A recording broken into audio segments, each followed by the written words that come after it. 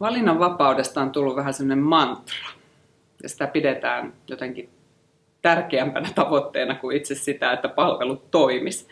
Mua vähän häiritsee tässä se, että mä pelkään, että se valinnanvapaus, jota nyt tämän uudistuksen yhteydessä niin kuin kovasti korostetaan, niin se todellisuus, joka sitten uudistuksen jälkeen on kansalaisilla edessään, niin se ei olekaan ihan sitä, mitä tässä nyt markkinoidaan.